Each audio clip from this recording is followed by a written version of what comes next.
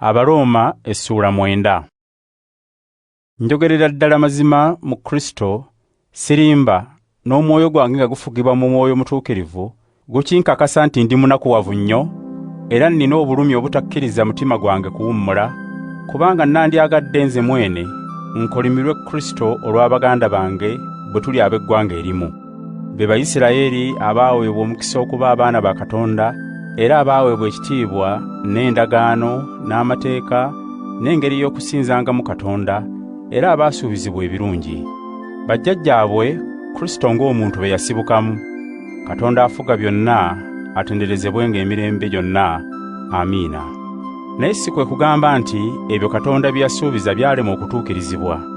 Abayisirayiri bonna si be Bayisirayiri ddala, era abazzukulu ba Aburahaamu mu mubiri si be baana ba Katonda. Wabula kyawandiikibwa nti, mu Isaaka mwe muliva abaliyitibwa abazzukulu bo.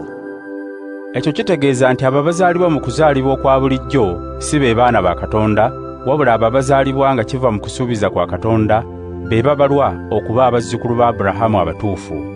Katonda bwe yali asuubiza yagamba nti, ndikomawo mu kiseera ekituufu, era Saala aliba alina omwana ow'obulenzi. Era si ekyo kyokka, n'abaana ba Lebeka baalina kitaabu omu, Isaaka jjajjaffe. Naye bwe baali nga tebannaba na kuzaalibwa, era nga tebannabaako kye bakola ekirungi oba ekibi, Katonda n'agamba Lebeka nti, omukulu ye aliweereza omuto. Kino kyali bwe kityo kiryoke kikakase nti Katonda alonda oyo gw'aba ayise, nga tasinziira ku ebyo abantu bye bakola, nga bwe kyawandiikibwa nti, Yakobo namwagala, kyokka Esawu ne mukyawa. Kale tunaagamba tutya? Tunaagamba nti Katonda si mwenkanya? Nedda si bwe kiri, kubanga yagamba nti, ndisaasira oyo gwe nsaasira, era ndikwatirwa ekisa oyo gwe nkwatirwa ekisa.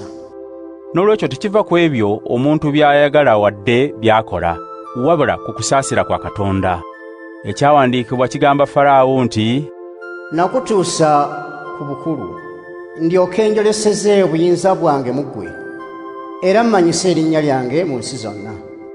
N'olwekyo Katonda asaasira oyo gw'ayagala okusaasira, era akakanyaza omutima gw'oyo gw'ayagala okukakanyaza omutima.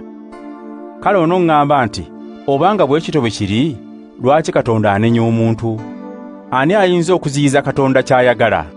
Naye gwe omuntu, ddala gwe ani awakanya Katonda? Ekibumbe kigamba omubumbi nti, lwaki wammumba bw'oti?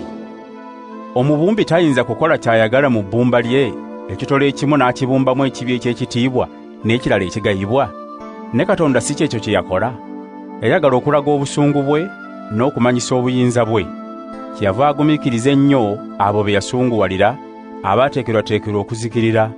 Era yayagala okulaga ekitiibwa kye ekinene ennyo eri abo be yakwatirwa ekisa, era abo okuva edda be yateekerateekera ekitiibwa. Abo yeffe be yayita, si mu Bayudaaya bokka, wabula ne mu baamawanga amalala. Nga bw'agamba mu kitabo kya Hoseya nti, abataali bantu bange ndibayita abantu bange, ne gwe nnali saagala ndimuyita mukwano gwange. Mu kifo kyennyini mwe baayitirwa abatali bantu bange, mwe baayitirwa abaana ba Katonda nannyini bulamu. Ne Isaaya ayogera ku Isirayiri n'eddoboozi ery'omwanguka nti, abantu ba Isirayiri ne balyenkana omusenyu gw'ennyanja obungi, ekitundu ekirisigalawo kye kirirokolebwa. Mukama atalirema kusalawo kutuukiriza mangu kye yagamba okukola ku nsi. Era nga Isaaya bwe yagamba edda nti, singa Mukama omuyinza wa byonna teyatulekerawo zadde, twandibaddenga Gomora. Kale tunaagamba tutya? Tunaagamba nti abaamawanga amalala abataagobereranga butuukirivu baatuuka ku butuukirivu, kwe kugamba obutuukirivu obuva mu kukkiriza.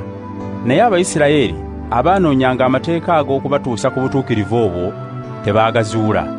Lwaki? Kubanga tebaabugoberera nga beesigama ku kukkiriza, naye beesigama ku bye bakola ne beesittala ku jjinja eryo eryesittalwako. Nga bwe kyawandiikibwa nti, laba nteeka mu Siyoni ejjinja eryesittalwako, olwazi oliribasuula, era buli akkiriza oyo taliswazibwa.